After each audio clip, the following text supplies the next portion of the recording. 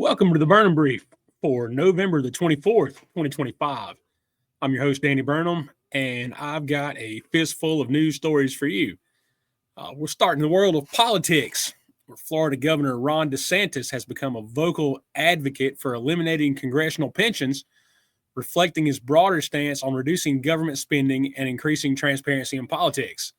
While serving in the U.S. House of Representatives from 2013 to 2018, DeSantis opted not to receive his congressional pension and filed a measure that would eliminate pensions for members of Congress.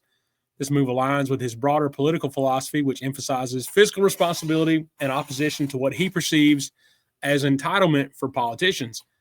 DeSantis' stance on congressional pensions is a part of a larger effort to reform what he and others see as a system that favors career politicians. In a joint op-ed with former Representative David Trone, DeSantis argued that Congress has become a self-serving closed club of political insiders and that the concentration of power among career politicians fuels partisanship and public cynicism. By pushing for the elimination of congressional pensions, DeSantis aims to reduce the financial incentives for long-term service in Congress and encourage a more dynamic and representative political environment. Furthermore, DeSantis has called for states to use Article 5 of the Constitution to implement term limits for Congress, a move that would further reduce the influence of career politicians and politically align with his goal of eliminating congressional pensions. The approach reflects his belief in empowering states to enact reforms that he sees as necessary for a more responsive and accountable federal government. In tech news, smart homes. Smart homes are a thing. Smart homes are revolutionizing the real estate industry by integrating cutting-edge technology that enhances convenience, security, and energy efficiency. In 2025, the adoption of smart home technology is transforming how properties are built, bought, and lived in, shifting the real estate landscape from traditional living spaces to fully connected, intelligent homes.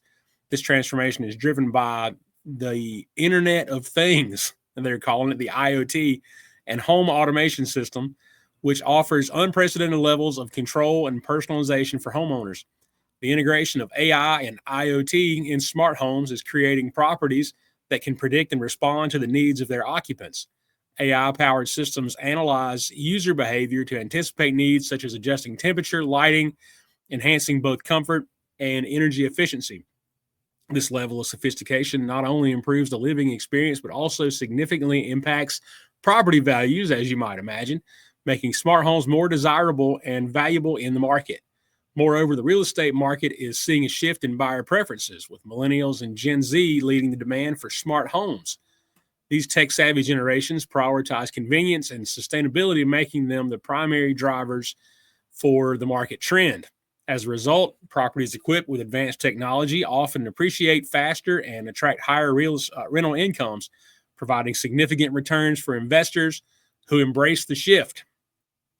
In sports news, guys, we try to go after stories that not everybody's going to talk about and you're not going to hear about in the mainstream news. And I think we've dug one up for you. Kentucky State University lost to Newberry College over this past weekend in the NCAA Division II playoffs. That's either where the story ends or where it begins. The week before, Kentucky State was scheduled to play against Delta State. These two were ranked number 6 and 7 in their region, and it was essentially a play-in game for the national playoff. The winner got to keep playing, a loser went home. So that game was scheduled.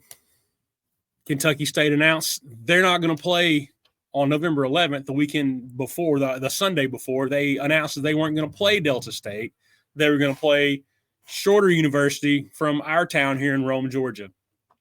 So this becomes an entire boondoggle. And I'm editorializing a little bit. Kentucky State cited the clause in their contract that said they got to play the third-place team in the conference, in Conference Carolinas, which is where Shorter is a member. Problem is, Shorter's not the third-place team. Shorter's the sixth-place team. Kentucky State also had the out clause of playing in their conference championship. Had they qualified for their conference championship game, they wouldn't have to play Delta State. Kentucky State didn't qualify for their conference championship game.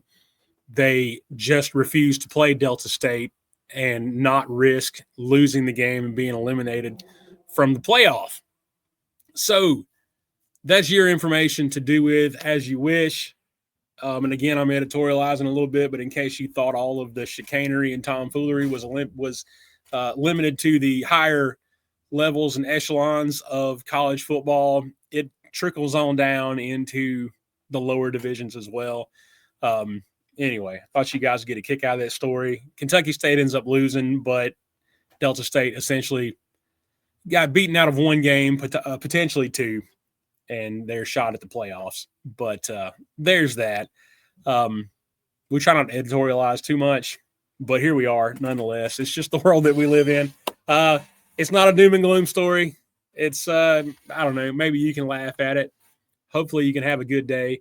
Our scripture verse of the day is Isaiah 6:8, and it says, I heard the voice of the Lord saying, who shall I send and who will go for us? And I answered to the Lord, here am I, send me. So put that in your pocket today. Take it with you. Look for opportunities to be sent. That's it. That's what we've got for you guys today. Thank you so much for watching. You guys stay curious, stay informed, and most importantly in our crazy world, stay safe. God bless you guys.